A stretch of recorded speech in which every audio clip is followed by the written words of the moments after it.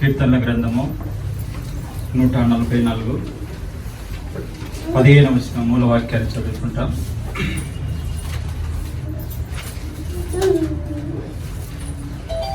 కీర్తనల గ్రంథము 144 15వ వచనం. ఇట్టి స్థితి గల వారు ధన్యులు, యెహోవా తమకు దేవుడు గాగల జనులు ధన్యులు. మనం ఆలోచించేటటువంటి పాఠము ఆరాధనలో భాగంగా దేవుడు ఎవరికి దేవుడై ఉంటాడు అనే విషయాన్ని మనం ఆలోచించాం.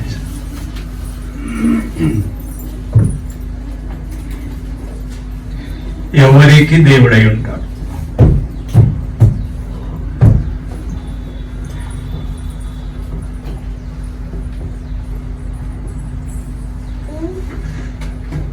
ఈ కీర్తన దావీదు గారు రాస్తున్నటువంటి సమయంలో 10వ వచనం 144 10వ వచనం. నీవే రాజులకు విజయము దయచేవాడు.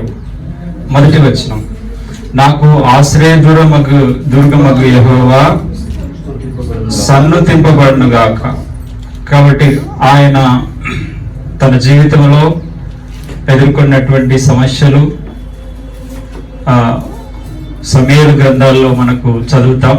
2వ సమూయేలు గ్రంథంలో అనేక సందర్భాల్లో ప్రాణాపాయ స్థితుల్లో యూదా రాజులు వారసత్వంగా రాజులయ్యారు. కానీ సౌలు ఇశ్రాయేలు ప్రజలు మాకు రాజు కావాలన్నప్పుడు సమూయేలును పిలిపించి సౌలును రాజును చేశారు. కానీ దావీదును అలా చేయలేదు. ఒక విచిత్రమైనటువంటి జీవితం. అతడు రాజు కాకముందు 10 సంవత్సరాలు ఒక సౌలు రాజు చేత తరమబడి ప్రాణాపాయ స్థితిలో అడవుల్లో జీవిస్తూ తన జీవితమును అలాగ అనుభవాల గుండా తీసుకెళ్లాడు దేవుడు. అట్టి పరిస్థితుల్లో కూడా దేవుడు నాకు విజయాన్ని ఇచ్చాడు అనేటటువంటి భావన గలవాడై అప్పుడు దేవుని గురించి నాకు ఆశ్రయ దుర్గమగు యెహోవా సన్నుతింపబడును గాక అనేటటువంటి విషయాన్ని ఆయన రాస్తున్నాడు. కాబట్టి యెహోవా తమకు దేవుడు కాగల జనులు ధన్యులు. కాబట్టి పరమందున్న దేవుడు మన నుంచి ఏం కోరుకుంటాడు అనేటటువంటి విషయాన్ని మనం ఆలోచన చేసినప్పుడు ఆయనకు కూడా కోరికలు, నిర్ణయాలు తీసుకునేటటువంటి స్వాతంత్రం గలవాడై ఉన్నాడు దేవుడు. మనము మన నిత్య జీవితంలో ఒక క్రీడా రంగాన్ని, ఒక సేవా రంగము లేదా ఉద్యోగాలు నియామకాలు చేసినప్పుడు ఎవరికి పడితే వారి ఉద్యోగాలు ఇవ్వరు. ఎవరిని పడితే వారిని క్రీడా రంగంలో వారిని క్రీడాకారునిగా ఎంపిక చేయరు. ఒక టీంలో వారికంటూ కొన్ని పరీక్షలు పెడతారు. వాటిలో అత్యుత్తమ ప్రదర్శనను ప్రదర్శించినటువంటి వ్యక్తిని సెలెక్ట్ చేస్తారు. కావున దేవుడు తాను కూడా తన ప్రజలకు ఒక ప్రత్యేకమైనటువంటి గుర్తింపు, ఒక ప్రత్యేకమైనటువంటి జీవన శైలి ఉండాలని ఆయన కోరుకుంటాడు.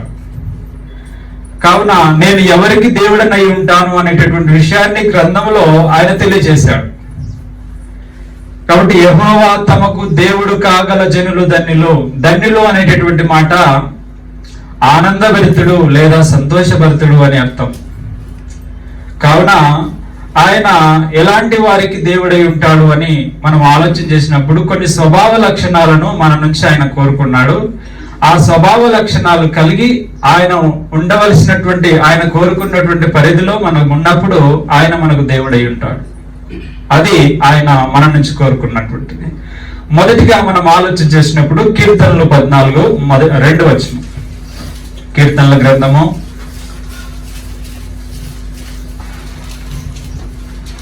2వ వచనం.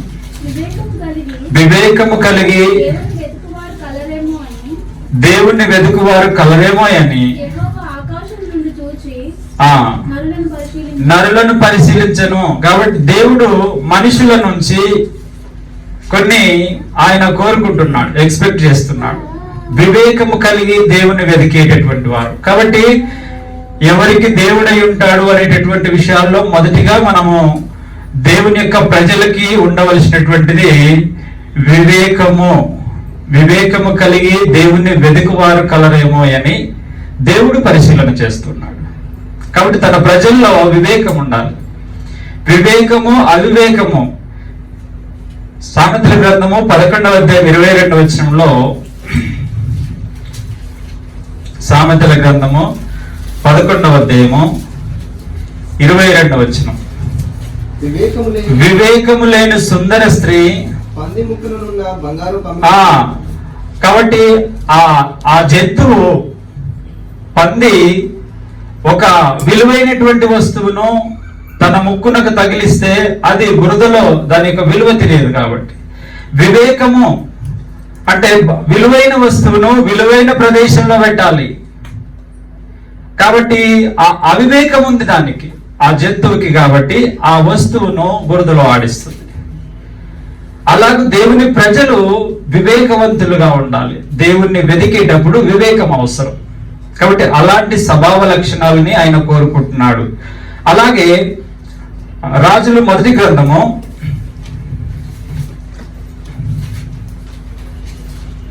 3వ అధ్యాయం 9వ వచనం. రాజులు మొదటి గ్రంథము 3వ, ఎంత గొప్పదైన నీ జనమునకు న్యాయం తీర్చగలవాడెవడు? కాబట్టి నేను మంచి చెడులు వివేచించి నీ జనులకు న్యాయం తీర్చినట్లు వివేకము గల హృదయమును. కాబట్టి సొలొమోను గారు ప్రార్థన చేశాడు. అప్పుడు దావీదు తర్వాత సొలొమోను రాజు అయ్యాడు. రాజ్యము వచ్చిన తర్వాత దేవుడు ఆయనను, నువ్వు ఏం కోరుకుంటావు అయినా నువ్వు కోరుకో, నువ్వు కోరుకున్నది నేను ఖచ్చితంగా ఇస్తానని దేవుడు వాగ్దానం చేశాడు. అప్పుడు ఒక సాధారణమైనటువంటి వ్యక్తి ఏం కోరుకుంటాడు? మంచి ఐశ్వర్యాన్ని కోరుకుంటాడు, మంచి దీర్ఘాయువును కోరుకుంటాడు, శత్రువుల మీద విజయాన్ని కోరుకుంటాడు, అపజయమరగనటువంటి విధానాన్ని కోరుకుంటాడు, సుఖ విలాసవంతమైనటువంటి జీవన విధానాన్ని కోరుకుంటాడు. కానీ సొలొమోను గారు ఏం కోరుకున్నాడంటే, నీ ప్రజలు విస్తారమైనటువంటి వారు, నీ ప్రజలకు న్యాయం తీర్చాలంటే నాకు వివేకము దయచేయి అంటే ఆ జవాబు, ఆ కోరిక దేవునికి ఇష్టమైందంట. చూడండి కింది వచనంలో 11వ వచనం, దేవుడు అతనికి ఇలాగ సెలవిచ్చును, దీర్ఘాయువునైనను ఐశ్వర్యమునైనను నీ శత్రువుల ప్రాణమునైనను అడగక న్యాయములను గ్రహించుటకు వివేకమును అనుగ్రహించమని నీవు అడిగితివి. నీవు ఇలాగూ అడిగినందుకు నీ మనవి ఆలకించుచున్నాను, బుద్ధి వివేకములు గల హృదయము నీకు ఇచ్చుచున్నాను. కాబట్టి అతడు అడిగినటువంటి దానికి దేవుడు సంతోషించి అతనికి అనుగ్రహించాడు. అంటే ఒక రాజ్య పరిపాలన చేయాలంటే కూడా వివేకం అవసరం, ఒక మంచి పరిపాలకుడిగా. కాబట్టి దేవుని యొక్క ప్రజలకు వివేకము అవసరము, దేవుని వెతికేటటువంటి ప్రజలకి వివేకం అవసరము. సమూయేలు మొదటి గ్రంథము 13వ అధ్యాయము 13వ వచనం. సమూయేలు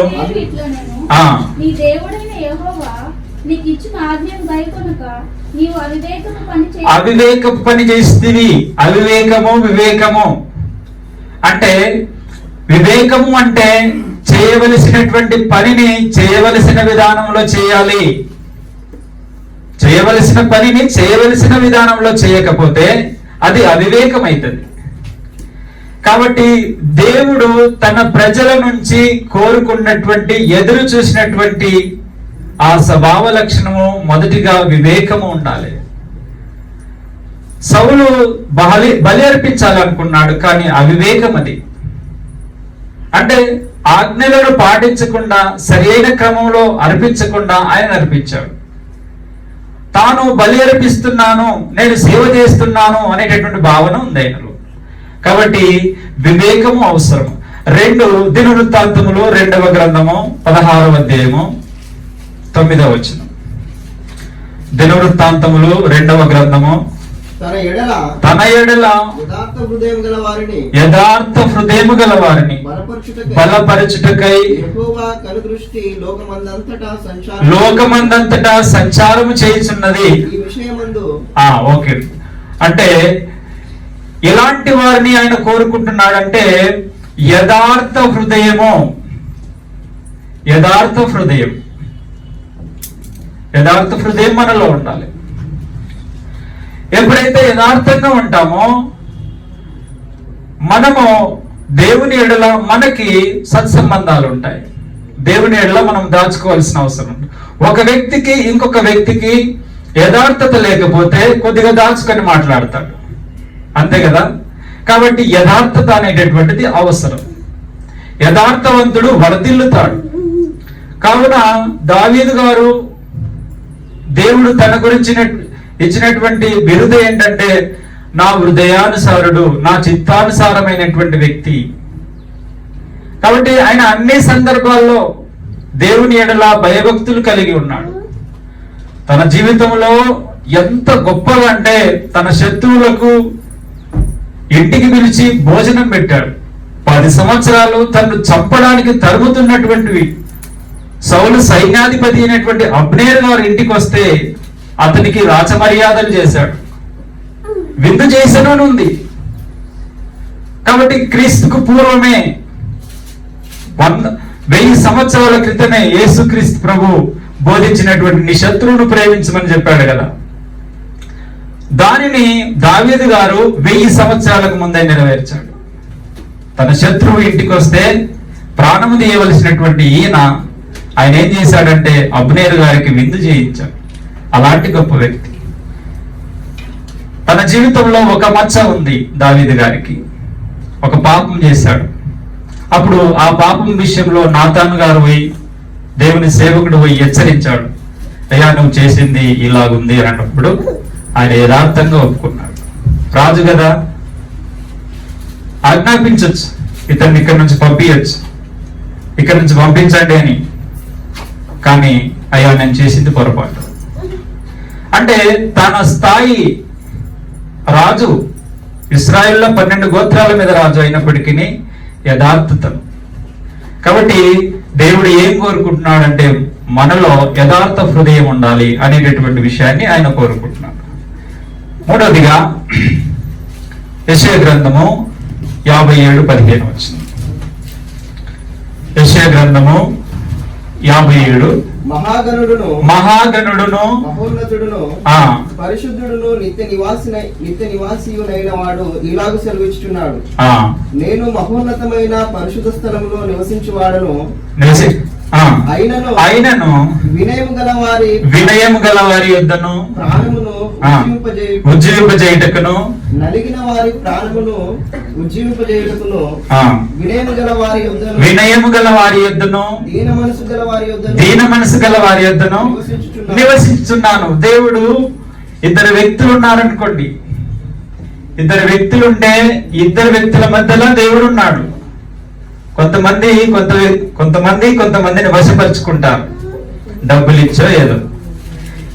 అప్పుడు దేవుణ్ణి మనపక్షంగా చేసుకోవాలంటే, దేవుడు మనపక్షము రావాలంటే ఆయనను భయపెట్టలేము మనం, ఎందుకంటే ఆయన కంటే శక్తిమంతులం కావు. ఆయనను ప్రేమించలేము కూడా, ఎందుకంటే ఆయన కంటే మనం ఎక్కువ ప్రేమించలేము. దేవుణ్ణి మన బలముతో ఆయనను లొంగ తీసుకోలేము, మనం ఆయనను ప్రేమించి లొంగ తీసుకోలేము. ఎందుకంటే ఆయన మనకంటే ఎక్కువ ప్రేమిస్తాడు, మనకంటే ఎక్కువ బలవంతుడు. అయితే ఆయన ఏం కోరుకుంటున్నాడంటే మనలో దీన మనసు ఉంటే ఆయన మన వైపు వస్తాడు. కాబట్టి దేవుణ్ణి మన వైపు లాక్కునేటటువంటి ఒక అద్భుతమైనటువంటి ఆయుధం ఏంటంటే దీన మనసు. కాబట్టి ఎవరైతే దీనులుగా ఉంటారో ఆయన వాళ్ళ వైపు వస్తాడు. కాబట్టి దీన మనసు గలవారి ఉంటారో నేను అక్కడ నివసిస్తానని యెషయా గ్రంథంలో తెలియజేస్తున్నాడు. అలాగే మత్తయి సువార్త 5వ అధ్యాయము 1-2 వచనాలు చదువుకుంటాం. ఆయన ఆయన ఆ జన సమూహములను చూచి కొండ ఎక్కి కూర్చుండగా ఆయన శిష్యులు ఆయన ఎదుకు వచ్చిరి. అప్పుడు ఆయన నోరు తెరిచి ఇలాగ బోధింపసాగాను. ఆత్మ విషయమై దీనులైన వారు ధన్యులు, పరలోక రాజ్యము వారిది. దుఃఖపడువారు చాలండి. అక్కడ యేసుక్రీస్తు ప్రభువు వారు దేవుని యొక్క అనాది సంకల్పంలో భాగంగా దేవుని యొక్క రాజ్యమును ప్రారంభిస్తున్నాడు అనేటటువంటి సందర్భంలో రాజ్య పౌరుల యొక్క మానసిక స్థితి, వారి యొక్క వ్యక్తిత్వం ఎలా ఉండాలనేటటువంటి విషయాన్ని తెలియజేస్తూ కొండ మీద ప్రసంగంలో తెలియజేస్తాడు. రాజ్య పౌరులు ఇలా ఉండాలి, వారి యొక్క స్వభావ లక్షణాలు ఇలా ఉండాలి అనేటటువంటి విషయాన్ని ప్రారంభిస్తూ మొట్టమొదటి మాట రాజ్యంలో ఉండేటటువంటి మొట్టమొదటి లక్షణం అంటే రాజ్య పౌరులకు మొట్టమొదటి లక్షణం ఏముండాలి? ఆత్మ విషయమై దీనులైన వారు ధన్యులు. అంటే మొట్టమొదటి లక్షణం దీనత్వము. అంటే క్రీస్తు ప్రభు వారు తన రాజ్యంలో ఉండేటటువంటి మొదటి లక్షణం, ప్రవేశించేటటువంటి మొదటి లక్షణము దీన మనసు. కాబట్టి ఆయన ఎవరికి దేవుడై ఉంటాడు అంటే దీన మనసు కలిగి ఉండాలి. యాకోబు రాసిన పత్రిక 4వ అధ్యాయము. కాదు గాని ఆయన ఎక్కువ కృపనిచ్చును, అందుచేత దేవుడు అహంకారులను ఎదిరించి దీనులకు కృప అనుగ్రహించును. కాబట్టి కృప అనే మాటకి దేవుని యొక్క దయా ప్రేమ కలిస్తే దేవుని యొక్క కృప. కాబట్టి దేవుడు తన కృపను మనకు అనుగ్రహించాలంటే దీన మనసు కలిగి ఉండాలి. కాబట్టి మనము దేవుని యొద్దకు వచ్చినటువంటి వాళ్ళము, దేవుని పిల్లలుగా జీవించాలని తీర్మానం చేసుకున్నటువంటి వాళ్ళము. ఆయన ఏం కోరుకుంటున్నాడో మనకు తెలియాలి. మనం సావాసం చేసేటటువంటి ఆ దేవుడు ఆయన ఏం కోరుకుంటున్నాడు, మనం ఎలా ఉంటున్నాం, ఆయనను సంతోషపరిచేటటువంటి విధానంలో జీవించాలంటే ఆయన యొక్క ఆలోచన విధానం మనకు తెలియాలి. ఆయన ఆలోచన విధానం ఎక్కడుందంటే గ్రంథస్థం చేయించాడు. కాబట్టి నేను ఏం కోరుకుంటున్నాను మీ నుంచి అని ఆయనను ప్రశ్నించినప్పుడు ఆయన ఏం చెప్తున్నాడంటే దీన మనసు కలిగి ఉండు. కాబట్టి క్రీస్తు ప్రభువు వారు అలాంటి దీన మనసు కలిగే పరలోకాన్ని చీల్చుకొని భూమి మీదకి వచ్చాడు. కాబట్టి దీనత్వాన్ని గురించి ఆయన మాట్లాడుతున్నాడు. దీనులైన మీరు ధన్యులు, పరలోక రాజ్యం మీరు. అంటే ఒక దీనత్వంకు ఉన్నటువంటి కెపాసిటీ ఎంత అంటే పరలోక రాజ్యాన్ని స్వతంత్రించుకుంటుంది. దాని సామర్థ్యం అది. కొన్ని వస్తువులను ఇది ఎంత పని చేస్తుంది అన్నప్పుడు దాని సామర్థ్యాన్ని గురించి కంపెనీ వాడు వివరిస్తాడు. దీనత్వంకు ఉన్నటువంటి ఆ ఆయుధంకు ఉన్నటువంటి కెపాసిటీ ఎంత అంటే పరలోకాన్ని స్వతంత్రించుకుంటుంది. కాబట్టి దీనులుగా ఈ లోకంలో ఉన్నప్పుడు మనము మనల్ని గుర్తించవలసినటువంటి దానిలో గుర్తించకపోవచ్చు, కానీ దేవుడు నీది పరలోకం అంటాడు. అంటే దానికి ఉన్నటువంటి సామర్థ్యం అది, దీనత్వంకు ఉన్నటువంటి సామర్థ్యం అది. దేవుడు నీ పక్షమైపోతున్నాడు. పిల్లలు కొన్నిసార్లు కొంతమంది పిల్లలతో మాట్లాడేటప్పుడు వాళ్ళ తల్లిదండ్రులు చూసుకొని మాట్లాడుతుంటారు, గట్టిగా మాట్లాడతారు. ఎందుకంటే మా తల్లిదండ్రుల దగ్గర ఉన్నారు. కాబట్టి దేవుడు మన వైపు ఉంటాడు దీనత్వం కలిగి ఉన్నప్పుడు. కాబట్టి దేవుడు ఎవరికి దేవుడై ఉంటాడు అనేటటువంటి విషయాన్ని మనం ఆలోచిస్తున్నప్పుడు ఇలాంటి స్వభావ లక్షణాలు కలిగి ఉండాలి. 4వది కీర్తనలు 97:10 యెహోవాను ప్రేమించు వారలారా చెడుతనమును అసహించుకోవాలి. చెడుతనమును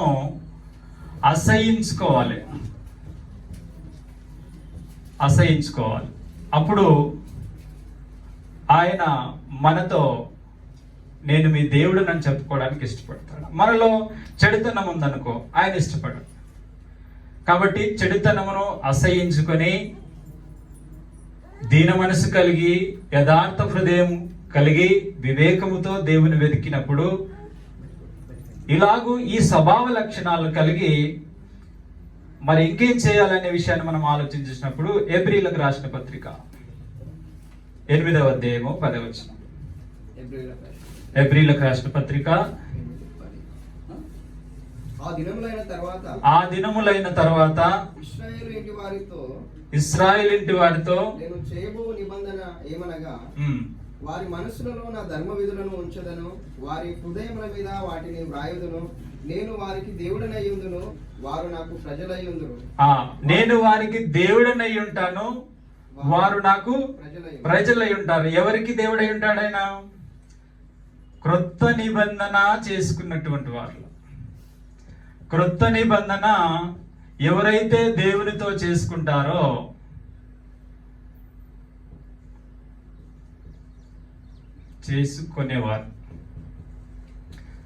చేసుకునే వారికి దేవుడై క్రొత్త నిబంధన.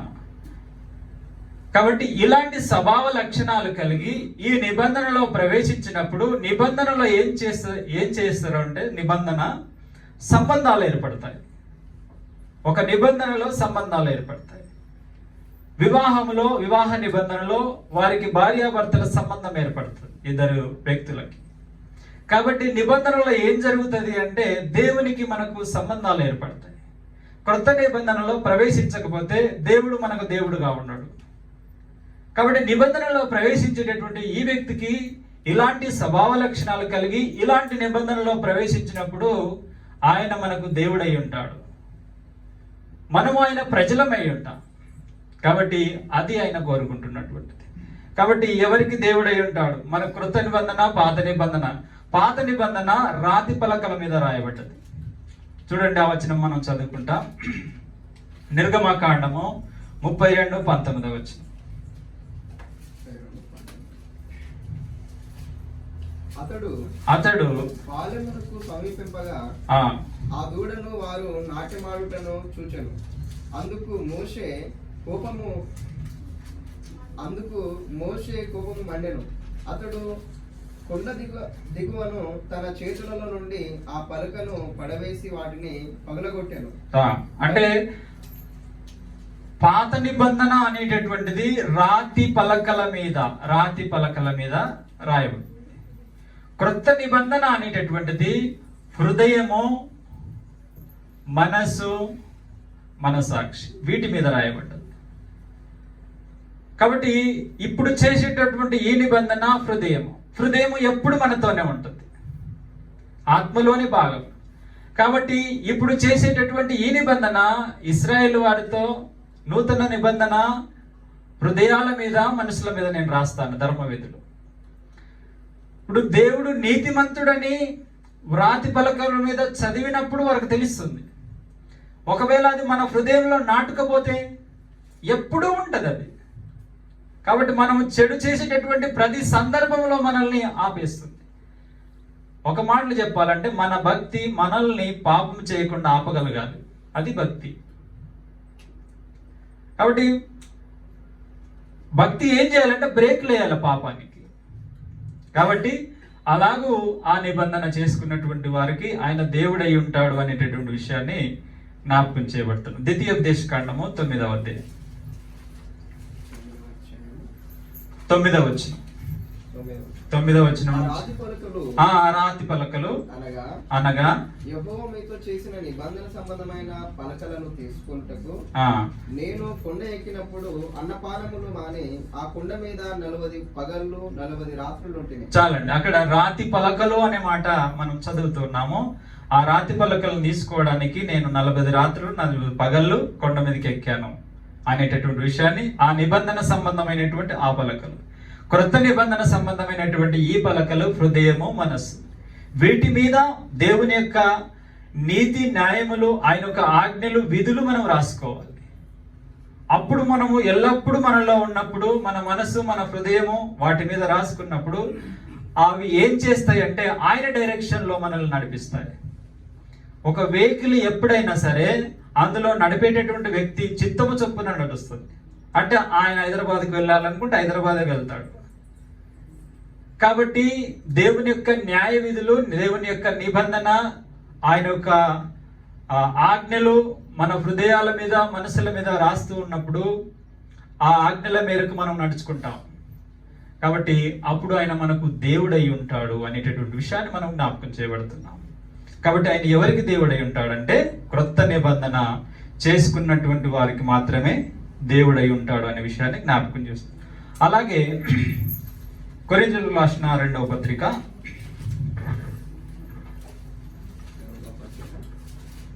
6వ అధ్యాయము 14వ వచనం నుంచి కొన్ని వచనాలు చదువుకుంటాం. 6వ అధ్యాయం 14. మీరు అవిశ్వాసులతో జోడుగా ఉండకుడి. నీతికి దుర్నీతితో ఏమి సాంగత్యము, వెలుగునకు చీకటితో ఏమి పొత్తు, క్రీస్తునకు బెలియాలుతో ఏమి సంబంధము, అవిశ్వాసితో విశ్వాసికి పాలెక్కడిది, దేవుని ఆలయమునకు విగ్రహములతో ఏమి పొందిక, మనము జీవము గల దేవుని ఆలయమై ఉన్నాము.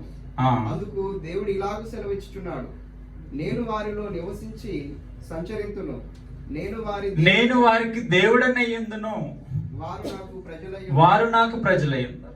అంటే ఎవరికి దేవుడై ఉంటాడు అనే విషయాన్ని మనం జ్ఞాపకం చేయబడుతున్నప్పుడు ఒక ప్రత్యేకమైనటువంటి జీవితం, ఒక ప్రత్యేకమైన జీవితం కలిగి ఉండాలి. మీరు లోకానికి వేరుగా ఉండాలి. ఎందుకొరకు? ఒక ప్రత్యేకమైనటువంటి లోకం కొరకు మీరు ప్రిపేర్ అవుతున్నప్పుడు ఒక ప్రత్యేకమైన జీవన విధానం మీరు అవలంబించాలి. నేను లోకస్తుని, లోకపరంగా జీవించాలని అనుకున్నప్పుడు ఇక మీకు ప్రత్యేకమైనటువంటి దేశం గురించి ఆలోచించకూడదు, పరలోకం గురించి ఆలోచించకూడదు. నీవు పరలోకం గురించి ఆలోచించాలంటే ఒక ప్రత్యేకమైనటువంటి దేశం నీకు కావాలంటే ఒక ప్రత్యేకమైనటువంటి జీవన విధానాన్ని ఆయన అవలంబించాలని కోరుతున్నాడు. మీరు ప్రత్యేకంగా జీవించాలి. కాబట్టి అలాగ పాత నిబంధనలో మనం ఒక ఉదాహరణ చూసినట్లయితే దానియేలు గ్రంథము 1వ అధ్యాయం, దానియేలు గ్రంథము 1వ అధ్యాయము 8వ వచనం మనం చదువుకుంటాం. రాజు భుజించు భోజనమును పానము చేయు ద్రాక్షారసమును పుచ్చుకొని తాను అపవిత్రపరచుకొనకూడదని దానియేలు ఉద్దేశించి తాను అపవిత్రులను కాకూడనట్లు వాటిని పుచ్చుకొనకుండా సెలవిమ్మని నపుంసకుల అధిపతిని వేడుకొనగా. ఇది లోకపరంగా చూస్తే ఒక గొప్ప ఆపర్చునిటీ. ఒక రాజు దగ్గర భుజించడానికి అవకాశం దొరికింది, రాజ్య భోజనాలు భుజించే అవకాశం దొరికింది. కాబట్టి దానియేలు గారు అలాగా ఆలోచించలేదు, తన యొక్క దేవుని నిబంధనను మర్చిపోలేదు. కాబట్టి ఇశ్రాయేలు వాళ్ళకొక ఏమి తినాలి ఏమి తినకూడదు అనేటటువంటి ఒక నియమం ఉంది వాళ్ళకి. లేవియకాండము 11వ అధ్యాయం మనం చదువుకుంటాం. 11 మొదటి వచనం.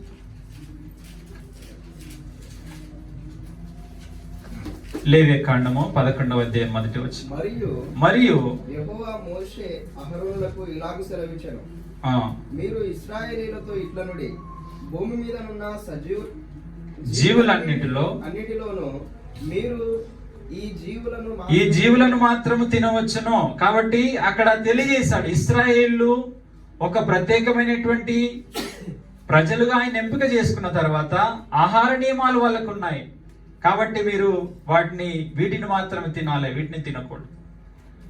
కావున నెబుకద్నెజరు బబులోను సామ్రాజ్యంలో ఉన్నటువంటి ఆ రాజు యూదులను చెరపట్టుకొని, వాస్తవానికి అక్కడ వాళ్ళు స్వతంత్రులుగా లేరు, వాళ్ళది ఒక దాసి బతుకు, జయించబడినటువంటి వారు. ఆయనను సరే దేవుణ్ణి మర్చిపోలేదు, దేవుని నిబంధనను మర్చిపోలేదు దానియేలు గారు. అది పవిత్రమైనటువంటి జీవితం. కాబట్టి మనం అనేకసార్లు లోకంలో ఉన్నప్పుడు దేవుని యొక్క ధర్మ విధులు మన హృదయంలో మనసులో ఉంచుకొని నడుచుకోవాలి. కాబట్టి ప్రత్యేకమైనటువంటి జీవన విధానాన్ని ఎప్పుడూ కలిగి ఉండాలి. వాస్తవానికి దానియేలు గారికి అది ప్రాణాపాయ స్థితి. నపుంసకుల అధిపతి వేడుకుంటాడు, అయ్యా నన్ను చంపాలని ఆలోచన చేస్తున్నావా? రాజుకు ఈ విషయం ఎరుకైతే తెలిస్తే నన్ను చంపేస్తాడు. మీరు మీ యొక్క శరీర దారుఢ్యంలో ఏదైనా లోపము జరిగితే, కాబట్టి మీ శరీరంలో రాజు పరిశీలన చేసినప్పుడు మీరు ఆయనకు మంచిగా, ఆయన దృష్టికి ఒక ఉత్తమమైనటువంటి వ్యక్తులుగా కనబడకపోతే నాకు ప్రమాదం, దయచేసి ఈ విషయంలో నన్ను అన్నప్పుడు మమ్మల్ని కొన్ని రోజులు పరిశీలన చేయి. ఆ పరిశీలన చేసిన తర్వాత మేము వారిలాగా మా ప్రదర్శనను కొనసాగించలేకపోతే ఆ పని చేస్తామని చెప్పేసి. అందుకు దేవుడు వారికి సహకరించాడు. వారికంటే వీళ్ళు ఉత్తములుగా చేయబడ్డారు. కాబట్టి ప్రత్యేకమైనటువంటి జీవితము, పరిశుద్ధమైనటువంటి జీవితము కలిగి ఉండాలనేటటువంటిది అది దేవుడు ప్రత్యేకమైన విధానంలో ఇవ్వడు. అది మన యొక్క స్వభావ లక్షణమై ఉండాలి. పరిశుద్ధంగా జీవించడం అనేటటువంటిది అది మన యొక్క బాధ్యత. కాబట్టి వారికి నేను దేవుడనై ఉన్నాను అంటాడు. ఎవరికి దేవుడై ఉంటాడు ఆయన అంటే, ఒక ప్రత్యేకమైనటువంటి జీవితాన్ని కలిగినటువంటి వారికి ఆయన దేవుడై ఉంటాడు అనే విషయాన్ని తెలియజేస్తున్నాడు. హెబ్రీలకు రాసిన పత్రిక 11వ అధ్యాయం 13వ వచనం నుంచి కొన్ని వచనాలు చదువుకుంటారు. వీరందరూ ఆ వాగ్దానముల ఫలము అనుభవింపక పోయినను దూరం నుండి చూచి వందనము చేసి తాము భూమి మీద పరదేశులమును యాత్రికులమునై ఉన్నామని ఒప్పుకొని విశ్వాసము గల వారై మృతి నొందిరి. ఇలాగు చెప్పువారు దేశమును వెతుకుచున్నామని విషదపరుచుతున్నారు కారా. వారు ఏ దేశము నుండి వచ్చిరో ఆ దేశమును జ్ఞాపకమందు ఉంచుకున్న ఎడల మరలా వెళ్ళుటకు వారికి వీలు కలిగి ఉండును. అయితే వారు మరీ శ్రేష్టమైన దేశమును అనగా పరలోక సంబంధమైన దేశమును కోరుచున్నారు. అందుచేత తాను వారి దేవుడనని అనిపించుకున్నటకు దేవుడు వారిని గూర్చి సిగ్గుపడడు. నేను వారి దేవుడనని చెప్పుకోవడానికి సిగ్గుపడడు. కాబట్టి దేవుడు కూడా కొన్ని సందర్భాల్లో తన పిల్లలైనటువంటి వారి పేర్లు చెప్పుకున్నాడు. మనం కొన్ని పేర్లు చెప్పుకున్నప్పుడు అసహించుకుంటాం. కొన్ని పేర్లు చెప్పుకున్నప్పుడు మనం ఉత్సాహపడతాం. కొన్ని పేర్లు చెప్పుకొని కొన్ని పనులు చేస్తాం. కాబట్టి పేరులో అంత గొప్పతనం ఉంటుంది. చాలా మంది ఏ పేరు అయితే ఏముంది, ఏ సంఘం అయితే ఏముంది అనేటటువంటి భావన కలిగి ఉంటారు. కాబట్టి ఏ పేరు ఏ సంఘం అంటే ప్రార్థన చేయొచ్చు కదా, ఎవరి పేరునన్నా చేయొచ్చు కదా. కాబట్టి అలా చేయలేరు. కాబట్టి పేరులో ప్రత్యేకత ఉంది. పేర్ల గురించి ఆలోచన చేసేటప్పుడు మనం ఇంకా డీటెయిల్గా ఆలోచన చేస్తాం. ఇక్కడ అబ్రహాము గారి గురించి హెబ్రీ గ్రంథకర్త మాట్లాడుతూ, దేవుడు అబ్రహాము గారికి దేవుడనై ఉన్నందుకు ఆయన దేవుడు గర్వపడ్డాడంట. అంత గర్వించేటటువంటి పనులు ఆయన ఏం చేశాడు అనే విషయాన్ని మనం ఆలోచన చేసినప్పుడు,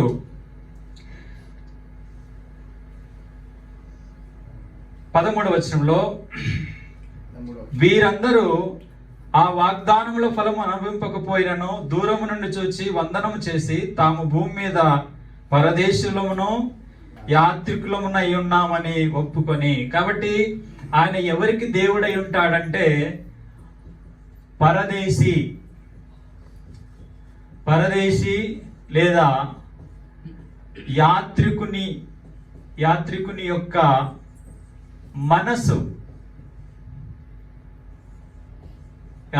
యొక్క మనసు కలిగినటువంటి వ్యక్తులకు దేవుడై ఉంటాడు. కాబట్టి అబ్రహాము గారు తన భూమి మీద ఒక సంపన్నుడు. పూర్వకాలాలలో వారి యొక్క ధనాన్ని దేనితో కొలుస్తారంటే వారు పశువులతో. యోబు గ్రంథంలో మనం చూస్తాము, యోబు గారికి 7,000 గొర్రెలు, 3,000 ఒంటెలు, 500 జతల ఎడ్లు, 500 ఆడుగాడిదలు, బహుమందు పనివారు అనేటటువంటి విషయాన్ని మనం మాట్లాడుకుంటాం. ఇప్పుడు ధనాన్ని కరెన్సీతో కొలుస్తున్నాం, చరాస్తులతో కొలుస్తున్నాం, భూములతో కొలుస్తున్నాం. కానీ అప్పుడు వారికి ఉన్నటువంటి మందలు, పశువులు వాటితో కొలుస్తారు. అలాగూ అబ్రహాం గారు 13వ అధ్యాయం ఆదికాండంలో అబ్రహాము గారిని గురించి వెండి బంగారములు కలవాడాయను అనేటటువంటి మాట చదువుతాం. 2వ వచనం, 13వ అధ్యాయం 2వ వచనం. అబ్రహాము వెండి పశువులు కలిగి బహు ధనవంతుడై ఉండెను. అతడు చాలండి. కాబట్టి అబ్రహాము గారు వెండి బంగారములు కలిగి బహుధనవంతుడై ఉన్నాడు. కానీ భూమి మీద ఏం చేస్తున్నాడు ఆయన? ఒక యాత్రికుని వలె, ఒక పరదేశి వలె. ఒక యాత్రికుని మనసు, ఒక పరదేశి మనసు ఎలా ఉంటదంటే ఒక యాత్ర చేసేటటువంటి వ్యక్తి ఆ ప్రదేశానికి వెళ్ళినప్పుడు ఆ ప్రదేశంలో మంచి మంచి వస్తువులు కనబడతాయి. ఆ వస్తువులను, అక్కడ ఉన్నటువంటి వాతావరణాన్ని ఆయన చూసి ఆనందపడతాడు, కానీ అది నాది కాదు అనుకుంటాడు. అంటే భూమి మీద మంచి జీవితం జీవించినప్పటికీ ఇది మనది అనేటటువంటి భావన మనలో ఉండకూడదు. దేవుని పిల్లలకి మంచిదే, దేవుడు నీకు ఇస్తే అనుభవించాలి, కానీ ఇది నాది అనేటటువంటి భావన ఉండకూడదు. అలాగూ అబ్రహాం గారు జీవించారు. దూరం నుంచి వందనం చేసి ఆ పరలోకం కొరకు ఎదురు చూస్తున్నాడంట, పునాదులు గల ఆ పట్టణం కొరకు. కాబట్టి మనిషి కొన్నిసార్లు వారి యొక్క నివాస గృహాలు చూసినప్పుడు విచిత్రమైనటువంటి విధానం మనసు పులకించిపోతుంది, ఎలాగూ నిర్మించారు అని. కానీ ఒక మనిషి నిర్మించినప్పుడు, అలాగూ మనిషి పులకించిపోయినప్పుడు దేవుడే ఆ పట్టణాన్ని నిర్మిస్తున్నాడు. ఆ పట్టణము ఇంకెంత రమ్యంగా ఉంటుంది, ఒక మనిషికి ఎంత సంతోషాన్ని ఇస్తుంది ఆ పట్టణం. కాబట్టి ఇలాంటి భావన కలిగి ఉండాలి. అలాగే యాత్రికుడు తగు మాత్రము వస్తువులను మాత్రమే తీసుకెళ్తాడు. మనం కొన్నిసార్లు అంతరిక్షంలో పరిశోధనలు చేసేటటువంటి వారికి ఆహారము బిస్కెట్ రూపంలో తీసుకుంటారని నేను విన్నాను. అది వాస్తవము? అంతే కదా, టాబ్లెట్లు, బిస్కెట్స్ తీసుకుంటారు. అంటే కొన్ని వస్తువులు తీసుకెళ్ళినప్పుడు అక్కడ వారికి ఆ వసతులు ఉండయి. ఒక యాత్రికునికి ఉన్నటువంటి విలువైన వస్తువులను మాత్రమే ఎంపిక చేసుకోవాలి, అవి ఎక్కువ కాలం పనిచేయాలి. కాబట్టి భూమి మీద నివసిస్తున్నటువంటి మనము దేవుని పిల్లలుగా ఒక మంచి జీవితాన్ని కలిగి ఉండాలి. విలువైన వస్తువులను ఎంపిక చేసుకోవాలి. నీ ఎంపిక చాలా ఉత్తమమైనది ఉండాలి. దేవుని ప్రజలు అలాంటి ఉత్తమమైనటువంటి వాటిని ఎంపిక చేసుకోవాలి. అలాంటి వారికి నేను దేవుడనై ఉంటాను. కాబట్టి అబ్రహాం విషయంలో నేను అబ్రహాము దేవుణ్ణి అని చెప్పుకోవడానికి ఆయన సిగ్గుపడలేదు. కాబట్టి మన పేరు చెప్పుకున్నప్పుడు దేవుడు సిగ్గుపడకూడదు. అలాగూ అబ్రహాము గారి యొక్క జీవితంలో ఒక సందర్భాన్ని మనం చూస్తాం. ఆ సందర్భం చూసుకొని మనం ముగించుకుంటాం. నిర్గమాకాండము 3వ అధ్యాయం 15వ వచనం నుంచి కొన్ని వచనాలు చదువుకుంటాం. మరియు దేవుడు మోషేతో ఇట్లనెను, మీ పితరుల దేవుడైన యెహోవా అనగా అబ్రహాము దేవుడు, ఇస్సాకు దేవుడు, యాకోబు దేవుడునైన యెహోవా మీ యుద్ధకు నన్ను పంపెనని నీవు ఇశ్రాయేలీయులతో చెప్పవలెను.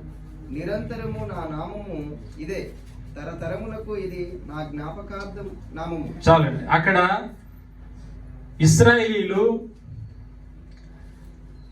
ఐగుప్తు నుంచి ఇశ్రాయేలీయులు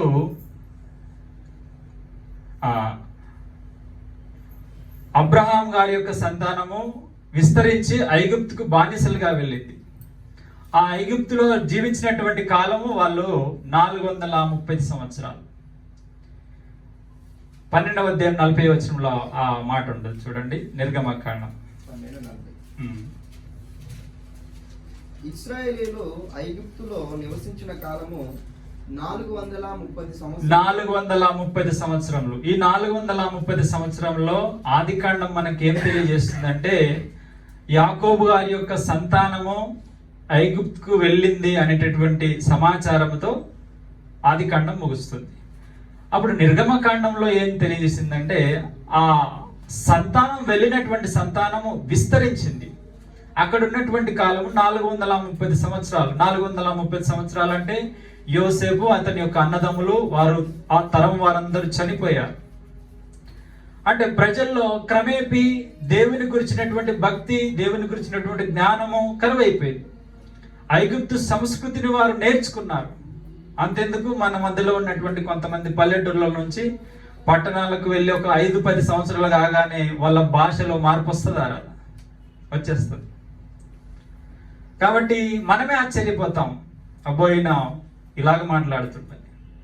అలాగే వారు 435 సంవత్సరాలు ఉన్న తర్వాత ఐగుప్తు సంస్కృతి వాళ్ళ బిడ్డలో కలిసిపోయింది. అయినను సరే వాళ్ళు క్షేమంగా లేరు. అక్కడ క్షేమంగా లేరు. ఒక బానిస బ్రతుకులు, కఠోరమైనటువంటి శ్రమల క్రింద ఉన్నారు, బహు బాధపడుతూ ఉన్నారు. అట్టి సందర్భంలో మోషే గారు వెళ్ళారు.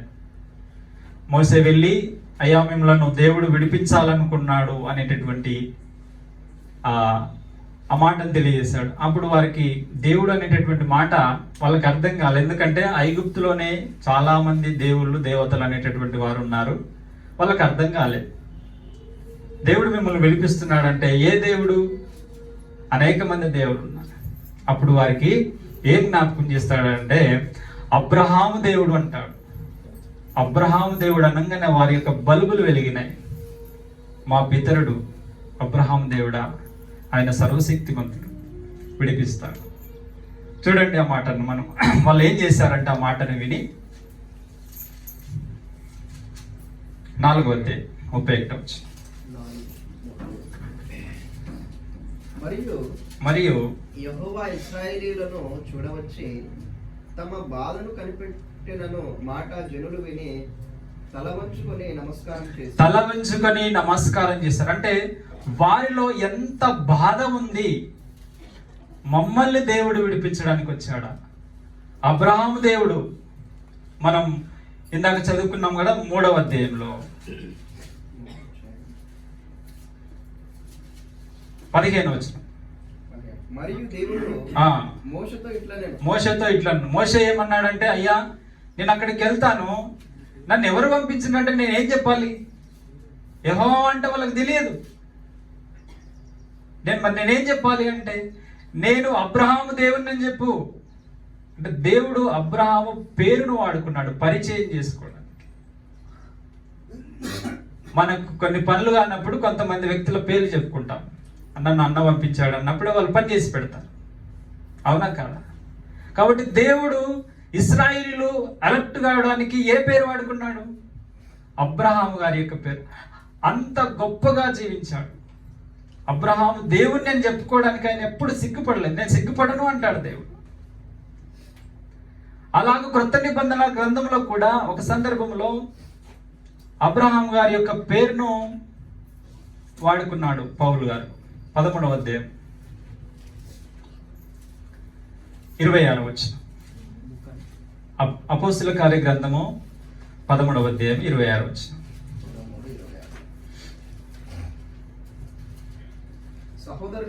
సహోదరులారా, అబ్రహాము వంశస్థులారా, దేవునికి భయపడువారలారా, ఈ రక్షణ వాక్యము మన యుద్ధకు పంపబడి ఉన్నది. చాలండి.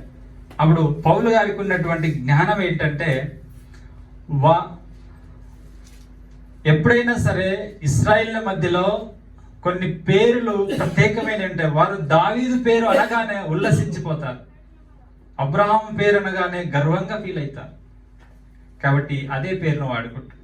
అబ్రహాం వంశస్థులారా, దేవునికి భయపడువారలారా. అంటే ఆ పదము అబ్రహాము పేరు తర్వాత దేవునికి భయపడువారలారా అని ఎందుకన్నాడంటే, అబ్రహాము దేవునికి భయపడ్డాడు. అలా ఆయనకు మీరు సంతతి అన్నప్పుడు వాళ్ళకి ఎంత కోపం ఉన్నా సరే వాళ్ళు ఆగిపోతారు. అలాగిన పౌలు గారు ఒక ఉత్తమమైనటువంటి విధానంలో సువార్తను ప్రకటించారు వారికి.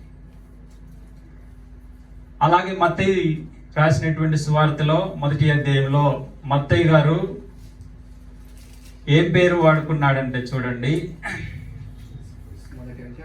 1వ అధ్యాయము 1వ వచనం. అబ్రహాము కుమారుడును దావీదు కుమారుడైనటువంటి యేసుక్రీస్తు వంశావళి. వాస్తవానికి ఈ మత్తయి సువార్త యొక్క ఉద్దేశం ఏంటంటే, యేసుక్రీస్తు ప్రభు వారు రాబోయే మెస్సయ్య, మీకు నియమించినటువంటి రాజు. కానీ వాళ్ళు చదవరు. మత్తయి గారు ఆయన టాక్సీ కలెక్టర్. ఆ మత్తయి గారు ఆ సువార్తను రాసినప్పుడు అతని మీద ఉన్నటువంటి దురుద్దేశం, ఇతడు తక్కువ స్థాయి గలవాడు, ఇతడు పాపి అనేటటువంటి ముద్ర ఉంది. ఇన్కమ్ ట్యాక్స్ వసూలు చేసేటటువంటి వారికి మంచి అభిప్రాయం లేదు. కానీ మత్తయి గారు ఆ పేరును వాడుకోవడం ద్వారా ఖచ్చితంగా చదువుతారు వాళ్ళు మత్తయి సువార్త.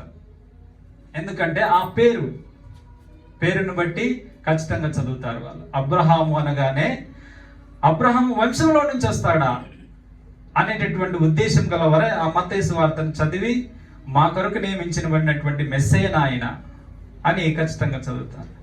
కాబట్టి మనం ఏం ఆలోచిస్తున్నామంటే, దేవుడు ఎవరికి దేవుడై ఉంటాడు? అనే విషయాన్ని మనం ఆలోచన చేసినప్పుడు పరదేశీ యాత్రికుని లాంటి మనస్సు కలిగినటువంటి వాడు అబ్రహాము గారు. దేవుడంటే అంత గొప్ప వ్యక్తి. అతని ఇంట్లో 318 మంది దాసులు ఉంటారు.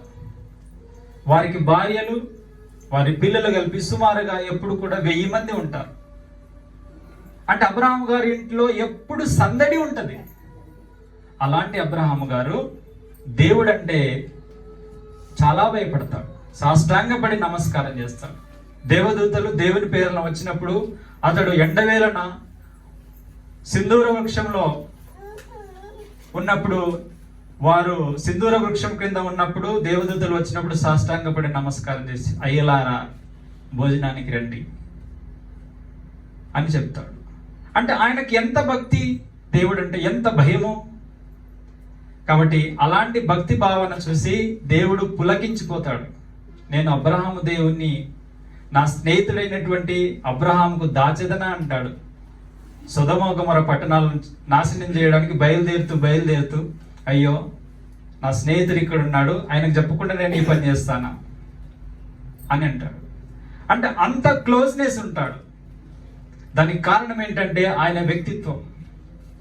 కాబట్టి ఎవరికి దేవుడై ఉంటాడు అనే విషయాన్ని మనం ఆలోచన చేసినప్పుడు ఇలాంటి స్వభావ లక్షణాలు, ఇలాంటి వివేకము కలిగి, ఇలాంటి యథార్థ హృదయం కలిగి, ఇలాంటి దీన మనసు కలిగి, చెడుతనమును అసహించుకున్నప్పుడు, క్రొత్త నిబంధనను మనం చేసుకున్నప్పుడు, ఒక ప్రత్యేకమైనటువంటి జీవితాన్ని కలిగి ఉన్నప్పుడు, యాత్రికుని పరదేశి లాంటి ఒక మనసు కలిగి అబ్రాహాము వలె భక్తి కలిగి భయం కలిగి జీవించినప్పుడు ఆయన మనకు దేవుడై ఉంటాడు. కాబట్టి సమాజంలో ఇలాంటి అవగాహన ఉండదు. దేవుడు అంటే ఆయన దగ్గరికి వచ్చి ఏదో ఒక ఉద్రేకమైనటువంటి వైఖరిని ప్రదర్శిస్తే, లేదా వాళ్ళకు తోచినటువంటి విధానంలో జీవిస్తే దేవుడై ఉంటాడు మాకు, మేము దేవుని నమ్ముకున్నాము అనేటటువంటి భావన గలవారన్నారు. కానీ గ్రంథం ఇచ్చినటువంటి సమాచారం ఏంటంటే నేను ఎవరికి దేవుడనై ఉంటాను అని ఆయనకు కూడా కొన్ని ఆలోచనలు ఉన్నాయి. ఆయన పిల్లలకు ఒక ప్రత్యేకమైనటువంటి జీవన శైలి ఉండాలనేటటువంటి ఆయన కోరుకున్నాడు. కాబట్టి మనమందరం కూడా ఇలాంటి జీవన విధానాన్ని కలిగి దేవుడు మనకు దేవుడుగా ఉండాలంటే ఇలాంటి స్వభావ లక్షణాలు కలిగి జీవించి ఆయనతో ఎల్లప్పుడూ ఉండి పరలోకాన్ని స్వతంత్రించుకోవాలని మీకు అందరికీ తెలియజేసుకుంటూ ఈ యొక్క వాక్యాన్ని ముగిస్తున్నాను. శ్రద్ధగా విన్నందుకు మీకు అందరికీ వందనాలు.